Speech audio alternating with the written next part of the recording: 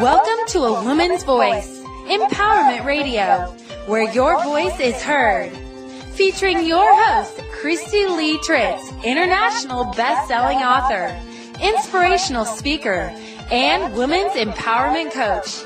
Christy Lee supports women to no longer live in silence, to find their voices and to have those voices heard to create change.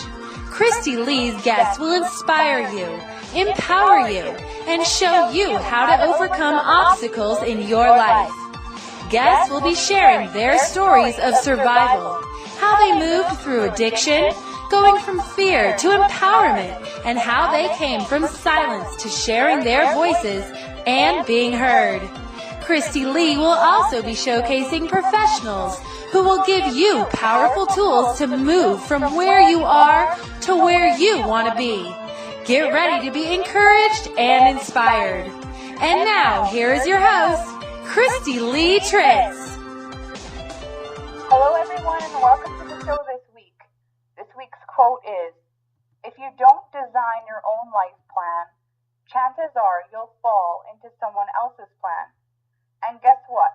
They have planned for you. Not much." Jim Rohn. So we have to make sure that we always remember that our lives are ours and that we need to have plans for the life that we live and not let others plan our life for us. Today's show is going to be about this in part. Today's guest is Lacey Buchanan. She's a wife and mother of 2 boys, a law student, and a special needs advocate. She is pursuing her doctorate and hopes to use her degree to advocate for the unborn and the disabled. She lives with her husband, Chris, her boys, Christian, 2, and Chandler, 8 months, in Woodbury, Tennessee. She is the co-founder of Heart of Tennessee's pro-life nonprofit organization and enjoys traveling the country sharing her message. Welcome to the show, Lacey. Hello, thank you for having me. It's great to finally have you on the show. I'm so excited. Oh, thank you very much. I am too. So can you tell us a little bit about your background first? Sure. Well, I have always lived in Middle Tennessee, grew up here, born and raised, got married, started having babies, and our first little boy was born with some pretty severe special needs, and so we've been just plugging away at that for the last few years. During that time, I've also been working my way through law school, advocating for the disabled. We've also had another little boy in that time frame, and so life is just fun and hectic and crazy and takes lots of coffee, but we do it and we have laughs. I love that part. It takes lots of coffee. It sounds like it takes lots of coffee. So can you tell us a little bit more about your son's special needs? Sure, yeah. Well, he was born with something called a Tessier cleft lip and palate, and it's just a really rare form of a cleft lip and palate. And what that means is that his cleft, instead of just going up into his nose like a typical cleft would, it goes and extended up into like sort of a V shape up his face into his eyes. And so it caused what's called microphthalmia, which means small eyes. So he is blind. He's had 5 surgeries now. We're waiting on the 6th one in June. And they are mostly reconstructive surgeries to repair the defect. He doesn't eat with his mouth. He uses a feeding tube right now because of the defect and things like that. He doesn't speak very well just yet, although he speaks a lot. So those surgeries are just to help do those things. And, you know, we do a lot of therapies for his vision impairment because he has to learn about the world in a different way than most people would because he doesn't have vision to learn with. And so what caused his birth defect is something called amniotic band syndrome, which were fibrous bands in my placenta that just attached to his face and left him with the birth defect. It's not something that's very common. Wow. Yeah. So how did you transition into a life without a child with special needs? And then now here you find out you have a child with special needs. What were some things that you went through in that beginning when he was just born and you know, with the people around you and your community? What did you experience? The very initial thing of it was probably, you know, heartache. We found out while we were still pregnant that he was going to have issues, and so, you know, there was some shock, there was some heartache, and and those kinds of things. But we didn't really understand the extent of his birth defects until he was born. So it didn't really hit home until then. So after he was born, there was a grieving process. And I think a lot of moms feel guilty because after their child is born, that has special needs, they go through a grieving process. And I tell them, you have lost something.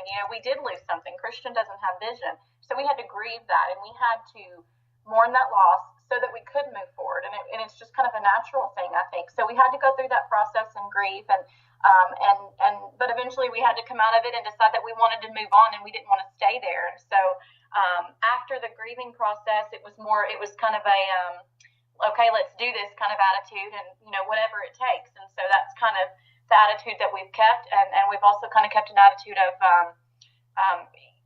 don't tell me I can't do it, because we're going to find a way. So yeah. And that kind of attitude is definitely going to be transferred to your son too, and your other son as well. Like, don't tell me I can't do it, because I will do it. I'll find a different way to do it. Maybe I can't see, but I can feel with my hands. Right. Yeah. We hope it will transfer. We try to instill that in him, that just because he has to do it different doesn't mean that it's not, that it's any less. It can be just as good, or if not better. Right, for sure. So can you give maybe, there's other moms listening who are starting to go through the same type of experience where they know they're going to have a child who will have special needs. What are some things that they can do at this point in time to go through that grieving process and learn about what that is? For the first thing, don't feel guilty. I know a lot of moms blame themselves about, when their child is born with special needs. And let's be honest, anybody out there who's a decent mom, if there was anything they could do to take that from their child, they would do it. If I could be the one who was blind and had to have all these surgeries instead of my son, I would do it. But there was nothing in the world I could do to cause or prevent his birth defect. And so, one thing I would say is don't beat yourself up about it, because all it's going to do is wear you down, and then you're not going to be able to be the mom that you need to be for your child. So don't focus on those kinds of things. And so then along with that, I would say focus on what you do have. And that's what really changed my attitude. That's what really got me out of that grieving period. Was I realized, I was holding this baby that doctors had said wasn't even going to live. And I was teaching this little toddler his ABCs, who doctors had said was going to be mentally impaired. And, I decided, I'm way more blessed than some people give me credit for. He's not even supposed to be here, and here I am getting to raise the most incredible child I've ever laid eyes on. So, focus on the positive, and it's not always easy. It's not always the funnest thing to do, when you are hurting or in a low point, but just, look up and look on, and just know that there are going to be better times, and it is going to get easier. That's for sure. And when you are in those low points, what are some things that people can do in those low points to make sure that they're taking care of themselves? Ask for help is the biggest one. Excuse me. Ask for help. A lot of times, me especially, I have found that I haven't had a lot of help with Christian as far as somebody to take care of him, somebody to babysit for me so that I can go and have me time, or I haven't gotten to do a lot of things that don't include bringing my kids along in the last 3 years. And not that it's a bad thing. I love having my kids around, but every mom needs time to herself, and every mom wants to, be able to just take a shower by herself occasionally without kids around the bathroom, or, just sit and eat a thing for me was sitting and eating a meal without having to stop every, couple of minutes to take care of a child. If somebody would just hold the baby while I could eat, that was huge. And so asking for help and being specific about what you need. I need you to please come and sit with the baby so that I can take a nap. I need you to come and give the baby a bath because I just can't do it today. Because a lot of times people don't know how to help when it comes to a child with special needs, because they think that life is so different for you than it is for them. And when you're in that world of special needs, you realize it's really not that different. It's your normal. So it's just what you do. So I would say ask for help when you're feeling down, and ask for encouragement. I never hesitate to ask people for prayers and encouragement when I'm feeling down, and people are so kind and so quick to lift you up. And it is true. The asking part, I think, is really important. And that goes for, like you said, any mom. When you have a new baby, it's a totally new experience. Everything is totally different. Your life is completely changed. And asking for that help is sometimes can be the most difficult thing. But I think in the end, it's the most rewarding thing because you're able to take care of you, which then enables you to take care of your child even better. Right. If you're run down and exhausted and haven't slept in 3 weeks and haven't eaten in 2 weeks, you're just not going to give your all to your kids. Exactly. That's for sure. So what did you know about special needs prior to having a child with special needs? Not much. I knew that, I admired families who had children with special needs, and I had a few family members. I had an uncle who had been in a wheelchair before he passed away and things like that. I always had some compassion and things like that, but it was kind of the whole special needs community was just kind of thrust upon me when Christian came along. Mm-hmm. And how did that change your life and your perspective on looking at life? Oh gosh, so many ways. I mean, how much time do we have? No. It just made me realize how narrow-minded my view of the world was, I think. Like, there are so many more amazing and wonderful things out there that I had missed just because they weren't in, like, the wrapping paper that I wanted them to be in, so to speak. I was missing the gift for the packaging. And so it's having a child with special needs has taught me just to step back, slow down, and appreciate what I have. And yeah, Christian can't see, but I appreciate that he can hear. Christian can't see, but I appreciate that he's very mobile. Things like that. So I've just learned that life is what you make it, and so we just want to make it happy. We want to make it fun for him. We want to make it the best experience that he can possibly have, despite the fact that he's lacking vision. So that's kind of what we've learned how to do. What do you think the role as a parent is? I work with children and adults with special needs pretty much my whole life. And one thing that I noticed is you can see parents who, and I don't know if the right word is push, but encourage their children to try new things, to do things that others may think that they can't do. How do you think that affects your child if you are the kind of parent who says you can, even if others say you can't? As far as,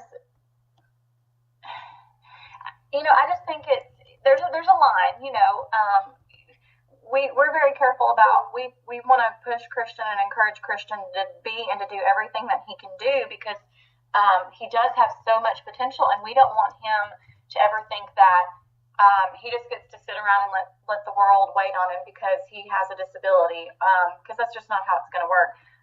But at the same time, we're careful not to set expectations on him that are just unrealistic. For example, he just turned 3, so he had his well baby visit yesterday, and they give you a little list of milestones that he should be meeting, and I didn't check a single box. Me and the doctor were talking about it, and the doctor knows that I'm all over this stuff, that he does a lot of therapies, and so he's fine with it. And so we were kind of laughing about how I didn't check a single box, where I know I've heard some other parents who just get really, really worried when their kids aren't meeting all these milestones and all that stuff. So yeah, I want him to meet the milestones, of course, but I'm just careful not to put unrealistic expectations on him at the same time. So let me ask you this. Who creates those milestones? Well, I'm kind of asking the same question. Who says what's normal?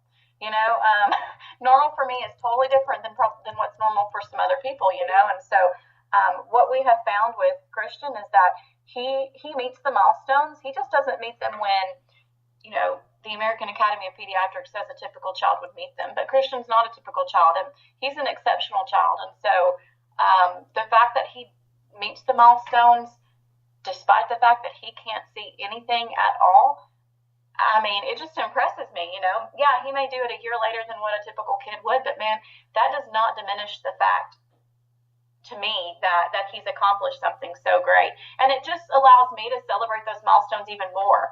I know, like the first time he took a step, I mean, it was like, you know, we might as well have had a parade because it was such a huge deal, you know.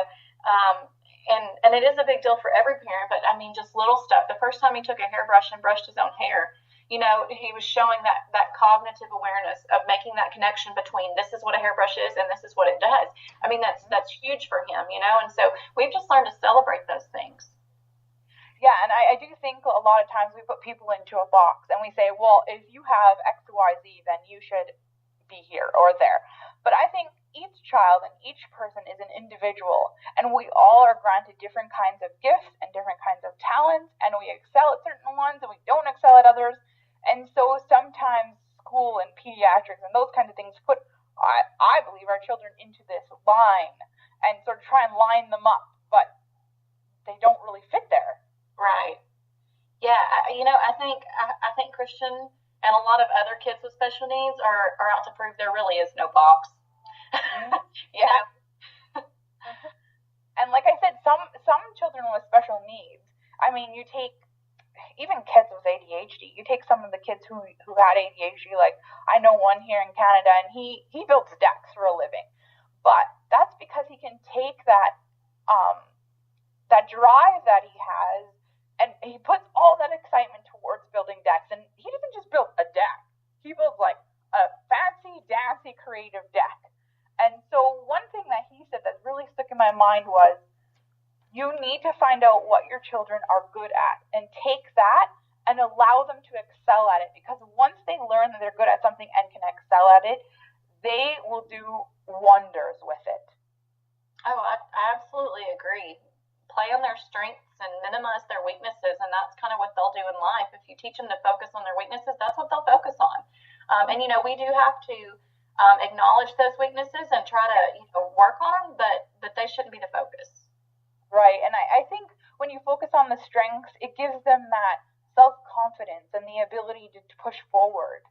Absolutely, absolutely. So I do know that you have also run into a few negative things along the road. You know, I do remember one time you posted a lovely picture of Christian on Facebook. Can you tell us a little bit about that story? Yeah, well, there's a ton of them, so I hope I'm getting the specific one that you want, because you can tell us as many as you want. We encounter plenty of them. We have had some very, very nasty comments on Facebook because of Christian's birth defect, because he looks so much different than what a typical, you know, child would look like. And so probably the very first one, the earliest one, was that somebody told me that I should have aborted him because he was just going to live this pathetic and miserable life. And the only reason that I didn't was because I was selfish and a pathetic excuse for a mother. And so that just kind of blew me away. Of course, you know, she had no idea where my heart was or anything like that.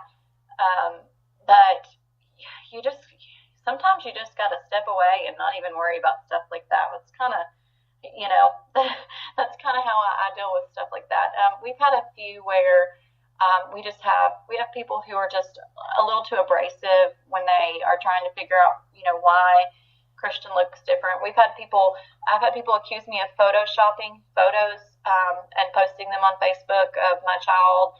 I've had people accuse me of using his birth defect to get sympathy, you know, just all those kinds of things. And it kind of blows me away sometimes, because I tell people all the time, please do not feel sorry for us.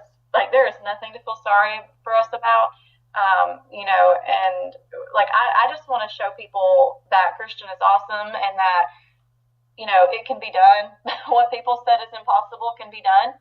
And so we just we take those things with a grain of salt and we just move on, you know. Which is really amazing. And I do notice that you have quite the circle who supports you as well in all of this, and you and your family. And, you know, for example, I remember the one picture, and then all of a sudden it went viral and everybody was sharing it. Mm-hmm. And I think that's a beautiful example of how if we can support each other in the things that we love, whether that's a child or a career that we do, whatever that looks like, how much change we can create. Absolutely. I'm all about, there's this big thing that I try to promote on Facebook, like Christian is tube fed. My second child is completely breastfed, two totally opposite extremes, and there's so much like fighting amongst moms on Facebook if I post anything about breastfeeding, and it's just almost like this animosity, formula fed versus breastfed, or special needs versus non-special needs, or gifted versus non-gifted, or just whatever, anything that people, that one mom does differently than another mom. It's almost like there's this battle that's got to go on, and I would just love to tell people, it doesn't, breastfed, bottle fed, tube fed, whatever, as long as you're feeding your baby and loving them, that's what's important. And let's just lift each other up, because that's what really matters. And, what works for me might not necessarily work for you, but as long as it's all working in love, who cares, Oh, exactly. And there are some, moms who may not feel comfortable with breastfeeding, or they may have issues with it. Or, there's other moms who can't feed their babies formula because of the soy or the milk or whatever it might be. And I honestly think that you're 100% right. The more we support each other, the better off we're going to be, because then we are building this network of people who we know we can turn to and say, hey, you know what? I'm coming up against this. Have you anything that you've done that worked? Right. Absolutely. I mean, it takes a village, right? So, we all are working toward the same goal. We just want to raise our kids to be the best that they can be and to love them unconditionally. And so the more that we can support each other in that, the more empowered we are. What are some ways that you would like to see women support each other? Well, like we were just talking about, I would like everybody to drop the whole, oh, well, you breastfeed and I didn't, so we can't, communicate on this level, or well, you co-sleep and I don't, so we can't discuss this, or you do timeout and I do spankings, and or just whatever. Let's just love each other first and foremost, and let go of all that, the little silly details about bottle fed versus breastfed and all that, and let's just lift each other up and support each other. That would be the hugest one, I think. I think that would be the biggest stride we could take as moms. Mm-hmm. What are some ways that we could support each other? One thing that I enjoy doing a lot is when I see somebody on Facebook who's having a bad day, or posting something about they're feeling alone or they're feeling lost or whatever. I probably 9 times out of 10 don't know who these people are, because my Facebook is just full of people that I don't know because of Christian. And I always just try to go in and say something encouraging, because and I try to never underestimate the power of words. I have learned through the YouTube video that, about Christian, that words are powerful. And so I just think we could use our words.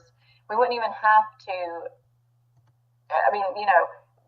doing all these things would be even a next step, but just our words could be so life-changing for so many people.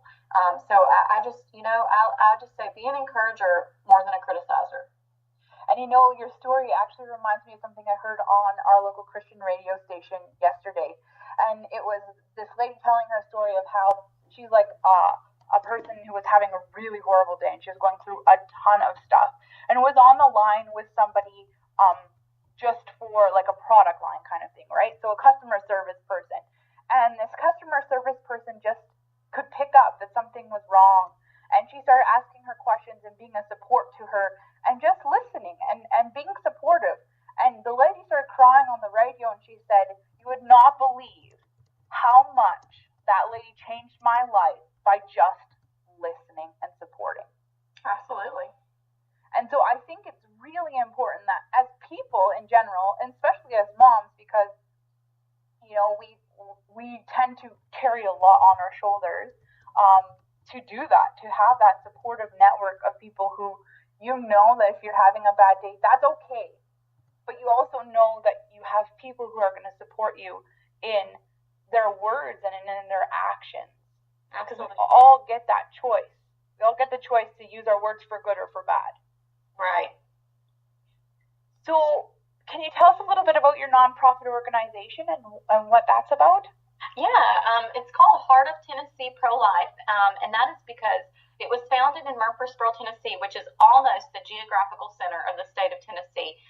The geographical center is located in Murfreesboro, so that's kind of where our namesake came from, and also because the organization came out of something that myself and the co-founder, my friend Amanda LePetri, we both have such a passion and such a heart for the pro-life movement. I was always pro-life, but in word, but didn't really know what that looked like in action until my son was born, and I started hearing story after story after story of specifically the most specific thing that I heard was 85 to 90% of children with prenatal diagnoses are aborted in utero, and it broke my heart because I just couldn't imagine if I had made that decision, what I would be missing out on, the joy that my son brings me, and just the amazing little life that he is. And so, I wanted to just share that message and spread that message, that it's not the only option, with a prenatal diagnosis. It's not the only choice, and it's not a death sentence for the parents as well as the child. And so, we started this organization just to promote, life and encourage our local area, to be just centered around life and to choose life. And we try to share resources. We're involved with a local pregnancy center, a local adoption agency, just those kinds of things. We just try to really encourage people to get involved and to, a mom who's thinking about abortion, we just want to love them and just wrap them in love until they know that they have other choices, and they know that, they're not up against a wall. This is not the only choice they have to make. So that's kind of the mission of our organization, and we have a lot of fun doing it. Do you think that some women in today's society feel like they're up against a wall? I know some personally who have been. My friend that is the co-founder, I know she wouldn't mind me sharing this. She had an abortion when she was 19. It's been about 15 years ago, which is what has fueled her passion for this, because she regrets it so much. And she did it because she felt like she had no other choice. She felt like there was nobody to help her, nobody to understand. And she said, what else can I do? It's not really what I want to do, but I have no other choice. And so she chose to have an abortion, and she's regretted it since the minute it happened. And so we just want to share that with other women so that they don't make the same mistake, and so they don't have to live with that regret. Mm-hmm. That is a hard regret to live with. It's difficult, and I do believe that sometimes, like you said, that some people feel like they're backed up against a wall, and sometimes I think that whole support thing that we were talking about becomes really important. Mm-hmm. And when you feel like you're all alone and you only have one choice and you don't know really about the other choices, that I think that's a detriment. And I think that, this is something that we have to talk about as a whole, rather than like your one thing or another thing. Absolutely. And something else we focus on too is help for post-abortive women. We're not here to put them down and criticize them and say that we hate them. We're here to lift them up and help them. And we have a program that we support to help those women as well, because it's such a burden to carry, to know that you chose abortion over life. And so we just want people to know that there is healing from that, and that there is forgiveness from that, and that they don't have to just live with that forever. What do you think is the hardest part about, your experience, obviously, with these women? What do you think is the hardest part for them that and now into a place where they're willing and ready and able to heal from that experience? I think the hardest part, and I'm just speaking from an outside perspective, I don't have a personal perspective of it, but, I would think it would just be the guilt of knowing it was a choice and that was the choice that they made. And so I think a lot of them feel so guilty and they don't feel like they deserve forgiveness for what they did. And so that's kind of something they don't feel like they're worthy of love anymore, that they don't feel like they're worthy of more children, those kinds of things. And so we just want to tell them that, it's so sad and so regretful that it happened, but that, it's something that we want to help them heal from. Mm-hmm. And like we were talking about before, how important it is as women to support women, no matter what we've gone through, Right. You look at people who've been through a lot of things like sexual assault or something like that, and it's still a very quiet thing too. Mm-hmm. And and we don't have that support of the ability to speak freely about certain things. And I think sometimes that inability, or that feeling of that inability, that quietness, keeps you in a place of pain. Absolutely. Yeah, just being able to just open up and talk to somebody and not feel like you're judged, and just to be able to pour your heart out and have somebody really hear your heart and not just your words sometimes, I think that can be so healing for people. Mm-hmm. And like you said, yeah, just being heard and knowing that it's okay to be heard and you're not looked at as like something bad, or, like that you're accepted for who you are. Right. Absolutely. So what else does your nonprofit organization do? Do you like travel the country, or how do you help women more on a global scale? I travel a lot and do speaking engagements and share my story of choosing life. And I have spoken, gosh, I couldn't even tell you how many times. I don't travel internationally. I haven't been out of the country yet, but I have traveled all over the nation. I live in Tennessee, and I've traveled all the way to the East Coast and all the way to the West Coast and several places in between. And I just love doing it. It's so much fun. And I always take my boys along with me, and we just have a blast just sharing, what it looks like to choose life. And also we use our Facebook page to reach out and to spread that message as well. We really do try to focus as much as we can locally for right now, because these are the women that we can be face to face with. So we don't do as much nationally and internationally as we would like just yet, but our organization's less than a year old, so I think we're on our way. I think we're headed that direction. Yeah, I think you're doing magnificent for just a year old organization. Did you ever think or see yourself doing something like this? No. It's just so funny how the last 3 years have completely changed. I never saw myself as a public speaker. I never saw myself as a face for the pro-life movement. I never saw myself as raising a child with special needs and a face for the disability community, and all those things. And it all just fell into place so perfectly and so naturally, and it all just fits so well that I just can't deny that that's what my calling is in life. And so I've just kind of let it happen, and I've just kind of sat back and enjoyed it and wondered, what did I do to deserve all this? So it seems like you do a lot of different things. How do you keep your schedule and your life in balance? Coffee. I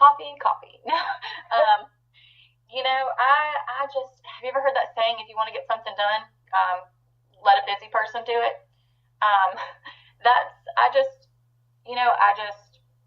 I love what I do, and so I never wake up a day in my life and go to work. It's just, I wake up every day excited to be able to share our message a little bit more and to reach one more person and to speak to one more group. I woke up this morning knowing I was going to have this interview, and I was just so excited about being able, to do this. And I hardly ever turn down a speaking engagement. I bet you I've turned down 2 or 3 ever in the last 3 years. And that was just because travel arrangements wouldn't allow. or I was very pregnant. So, you know, it's what I love to do. And so it's never been work. It's just always, like I said, it's just always come so easily and so naturally that I just get up every day and look forward to doing it. And I just work hard at it because it is something I love so much. How important do you think it is for you to love what you do? Oh, it's vital. I could not imagine, just spending my life some 9 to 5 ho hum, clocking in, clocking out, monotonous thing. I couldn't see myself doing that. I've always said I want to change the world, and that's how it happens, is doing what you love and loving what you do. What do you do to support other women that come into your life to be able to do that? Like I said, words are so powerful, and that's the one thing that I really, really, really try to emphasize on is just being an encourager and not a criticizer, and just trying to I try to be an example, and try to lay those foundations for other women, and just I try to give advice, because especially to moms who are starting out with a special needs child, because I've been there, done that, and I just try to share what I've learned over the past 3 years with other women, so that they don't have to make the mistakes that I've made, and they can just just be strong, powerful women. And that's goes back to what we were talking about, how important it is to communicate with other women, because we can learn from each other's mistakes, and we can learn from each other's achievements at the same time. And learning those skills from somebody who's already been through it is the best way to learn. Yeah, I agree. Absolutely. Rather than having to do it all over again. Yeah. Why repeat the same mistakes that I've already made when I can just say, hey, watch out for this. Exactly. So I wanted to ask you a little bit about how your husband is in all of this, and your relationship and your marriage and those kinds of things, how it's been affected, and at the same time how it's grown.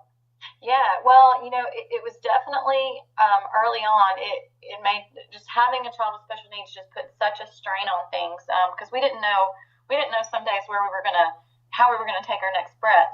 Some days we were just living minute to minute, and some days we didn't have time to work on our marriage and things like that. And so as Christian has gotten older, and as we don't have to, we've learned not to fear the future. We've learned to embrace it, and we know that great things are coming.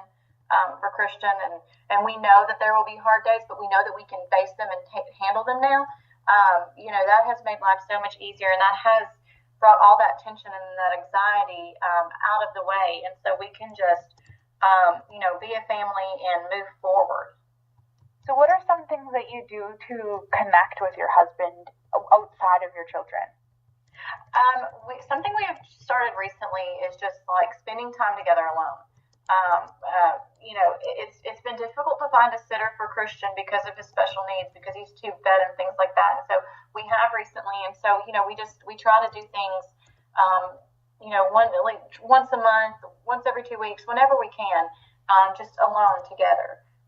And we try to make it a point to talk when the kids go to bed at night. Just talk. It doesn't even matter about what, just as long as we're talking. Because I would find myself wake up one morning and I'd be like, oh, I've got to go do this today, and I'd be getting ready and be like, I didn't even know you were going to do that, and it was an hour and a half away. So we just try to share those things and talk.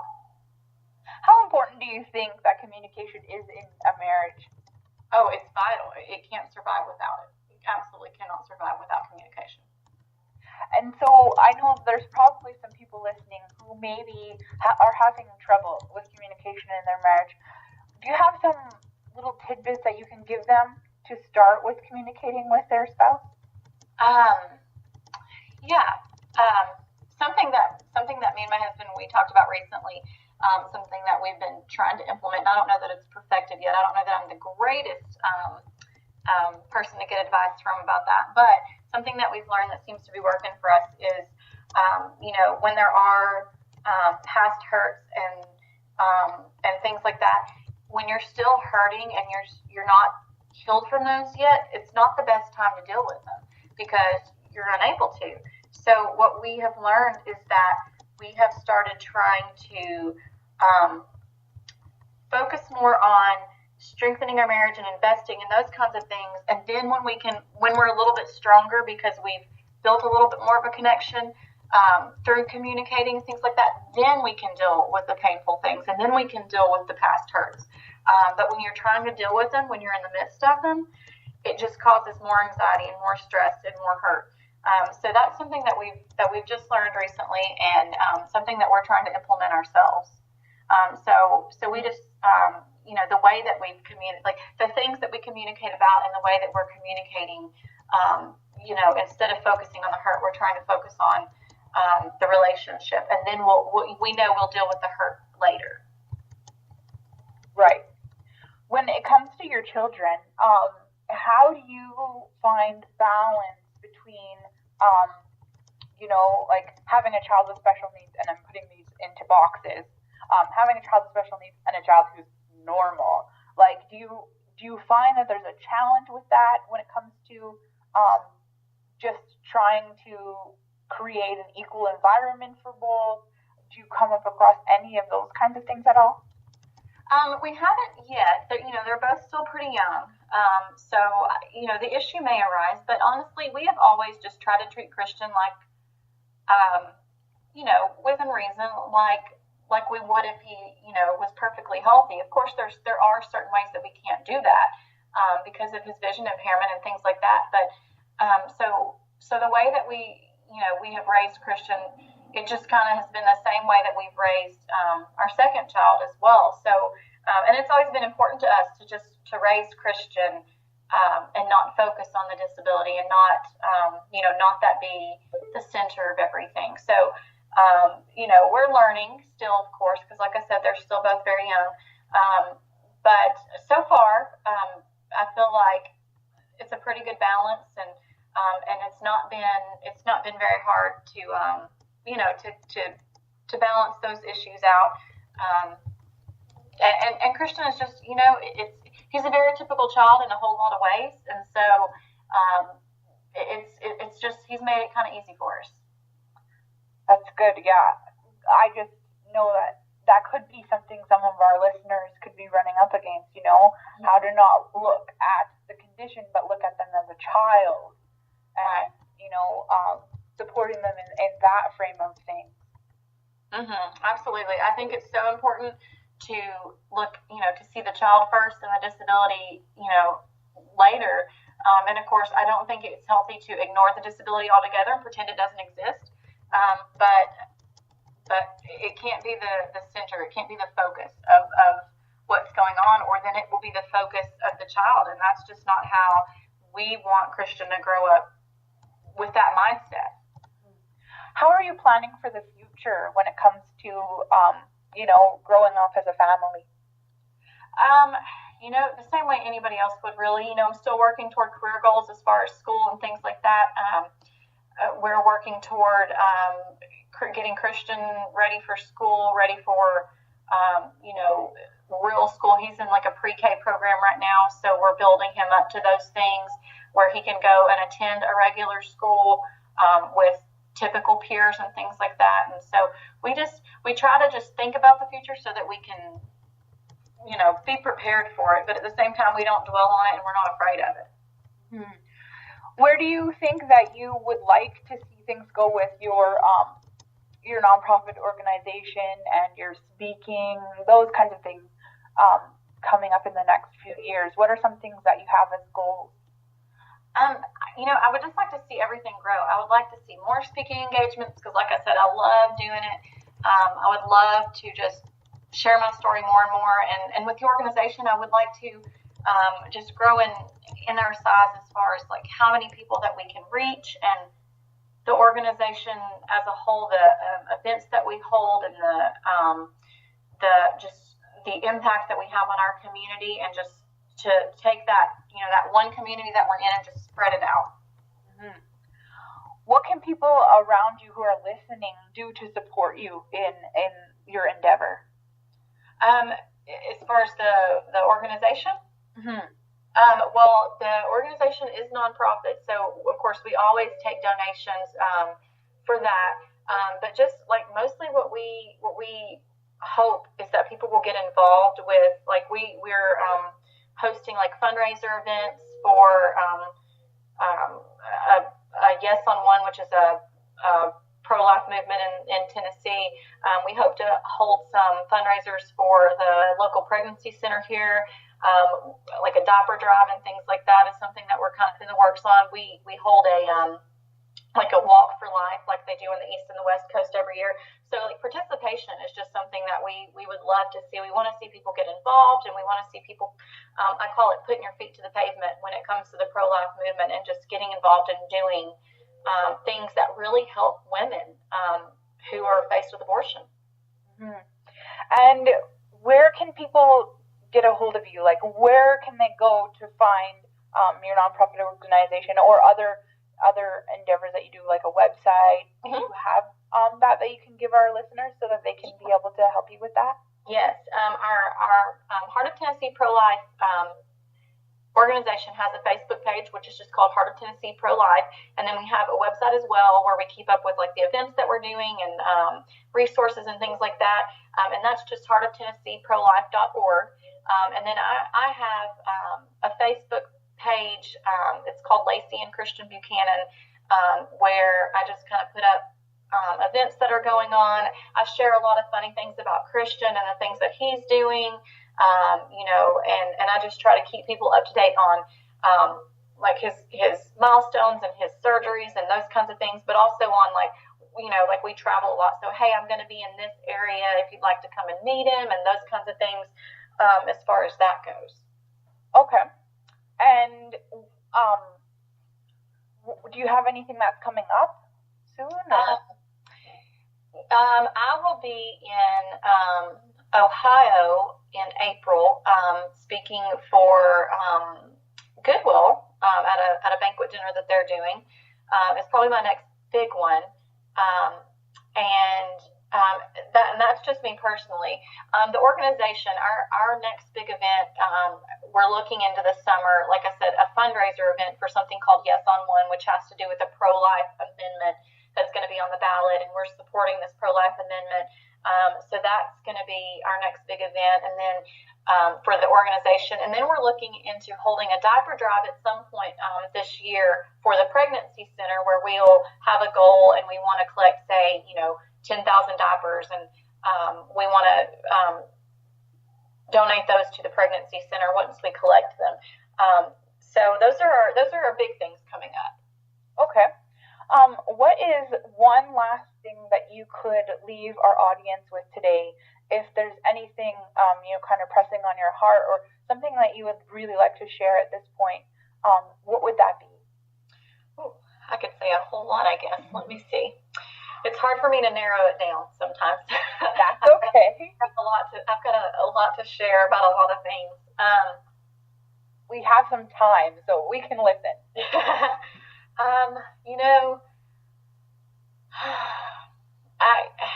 I guess kind of going on what we've talked about so far and what our focus has been in this conversation, I would just have to say, that I would just encourage women to love themselves, and know their own self-worth, and know that they are worth, taking some time for themselves so that they can be the best person that they can be. And there's this video that I share on Facebook all the time, and it always says, you are enough. And I love that phrase, you are enough. And so I just want to tell moms out there who are always, worried about, am I doing enough for my kids? Am I doing enough for my husband? My house is never clean enough. My kids are they don't behave well enough. They're not in enough extracurricular activities. I'm not skinny enough. I'm not pretty enough. All those things. I just would encourage moms out there to know that you are enough. And when you know that, and you believe that about yourself, then everything else, you can be the best person that you can be for your husband, for your kids, for your family, for your community, for all those other things that you're involved in. Mm-hmm. And I think that is really important. I totally 100% agree. What is one way that you would say that you are taking your voice and you're sharing it with other women to make an impact? Excuse me. I would say the biggest way that I'm doing that, excuse me, I got choked. The biggest way that I'm doing that is probably through my Facebook page. I'm always trying to just send encouragement and, positivity, and I'm always sharing things that I hope will lift people up, and encourage them to be the best person that they can be. And so I've reached quite a few people through Facebook. It's been pretty amazing to see, and I think that's where my biggest platform is, I do believe. When you started this journey with your children and your marriage and all that's happened throughout your life, did you think that your voice would be something that would resonate as much as it already has? Oh, never, no. It's just so funny how it all has happened and how it has all come together, because it was never really my intention, although it's been amazing and I wouldn't trade it for the world. It's just, it's unbelievable sometimes, that I would get this opportunity to share my heart with so many people. Mm-hmm. And I want to commend you for sharing your voice with, all of those people and taking that step and really taking your voice and utilizing it for the good of other women and other parents and, other people who are going through hardships. That's something that is very, very, very close to my heart, and is the whole reason why I started this program, was to be able to showcase women who are sharing their voices to help other women see that it can be done and you can do it. Yes, absolutely. Well, thank you. I do appreciate that. You're very welcome. It was amazing having you on the show today, and I look forward to watching as you continue to grow in what you're doing and sharing your voice and reaching so much more people than what I'm pretty sure you even know you can do at this point in time. Yeah. Thank you. You're welcome. I just wanted to let our listeners know that Lacey's story is one of many that I've come across in my journey through A Woman's Voice Empowerment Radio. We started this radio show, I started this radio show to provide a platform for you to share your voice. Your voice is important and it needs to be heard, because there are other women out there who want to know what it is to be a woman and where to go and how to share their own voice. Lots of us women have had our voices silenced for one reason or another. That could be due to an abusive relationship. It could be due to past trauma. It can be due to so many things, including fear.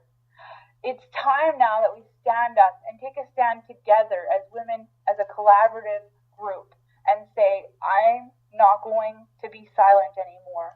And the world needs to hear our voices, because we have an important message. A message of truth, a message of healing, and a message of hope.